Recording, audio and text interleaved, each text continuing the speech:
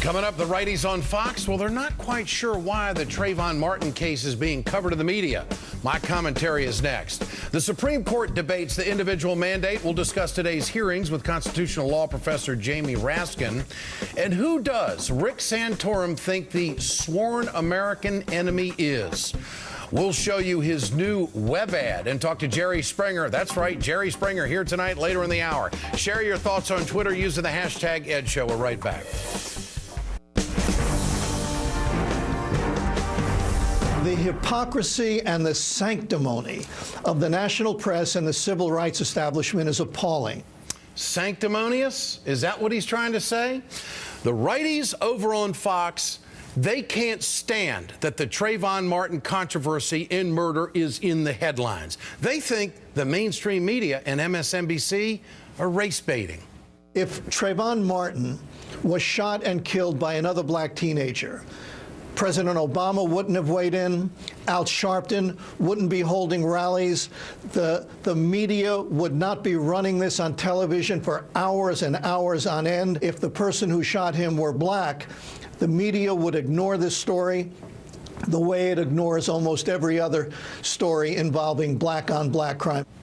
If, and a few more ifs. Bernard Goldberg doesn't have a clue what the hell he's talking about.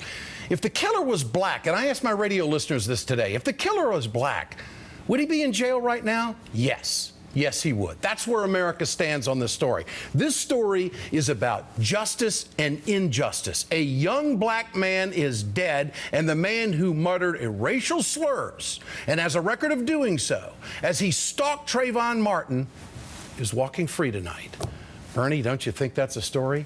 Righties like Bernard Goldberg, they want to put their head in the sand and pretend racism, it's just not a big deal anymore. We dealt with that years ago. Everything's fine now. The righties on Fox News, they don't want to talk about gun laws that get jammed down people's throats and lead to situations like this. Instead, they want to pretend that anyone who points out the injustices in cases like Trayvon Martin's death are just nothing but race hustlers.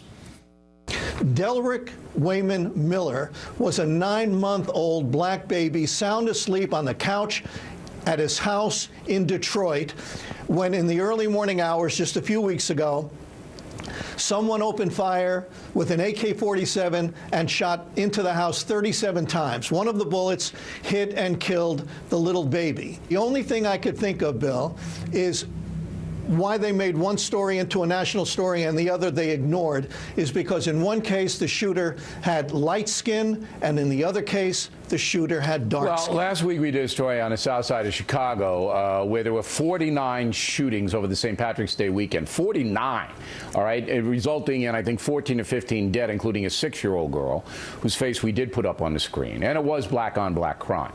It was generated by gang activity. There is a huge difference between those cases and Trayvon Martin, and let me point them out.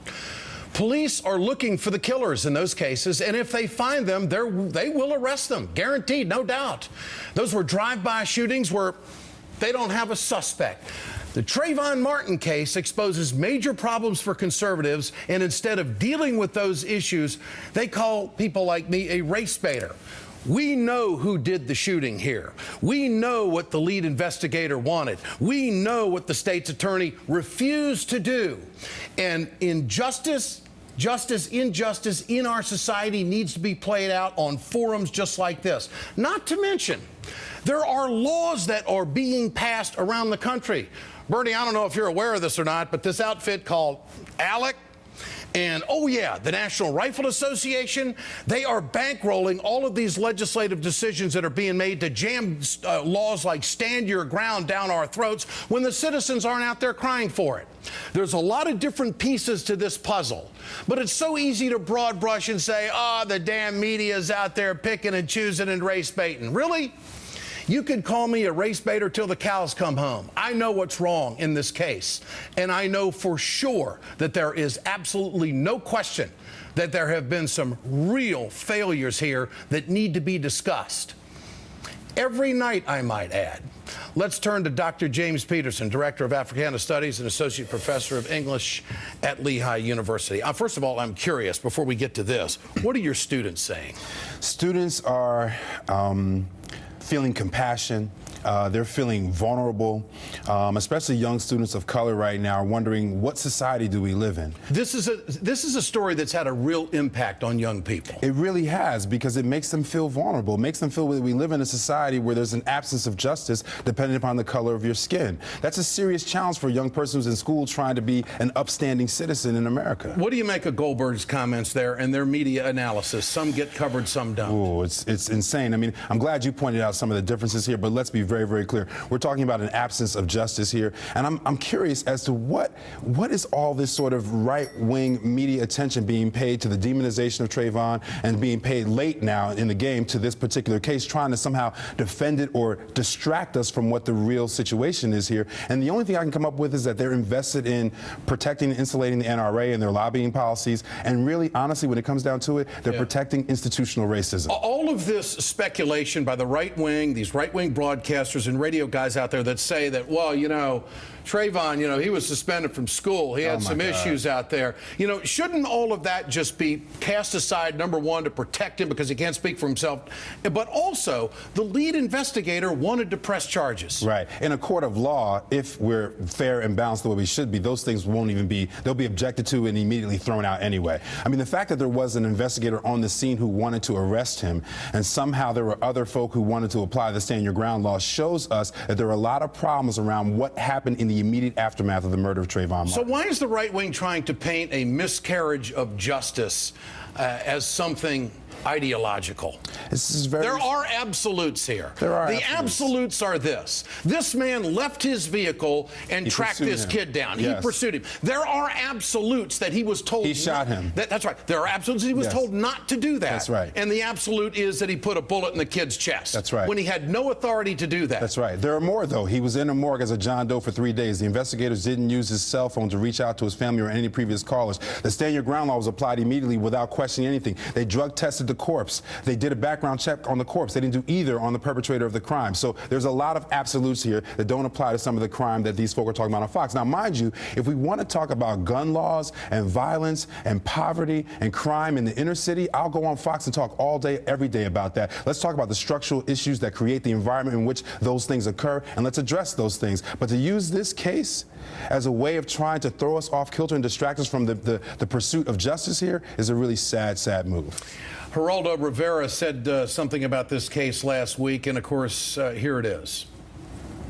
I am urging the parents of Black and Latino youngsters particularly to not let their children go out wearing hoodies. I think the hoodie is as much responsible for Trayvon Martin's death as George Zimmerman was. Now he has emailed Politico stating, I guess this is an apology. He says, I have obscured the main point that someone shot and killed an unarmed teenager. I apologize to anyone offended by what one prominent Black conservative called my very practical and potentially life-saving campaign urging Black and Hispanic parents not to let their children go around wearing hoodies. Is this an apology? Well, I'll accept the apology, but the bottom line here is his statement, the original statement, is capitulation to white supremacy and the institutional racism that's dogging this case. We cannot allow the sartorial choices of individuals to be some kind of indication for them to be murdered in the street for no reason at all. So the bottom line is the reason why people are wearing those hoodies is to draw attention to the arbitrary nature of this crime. It's a very, very important piece of it.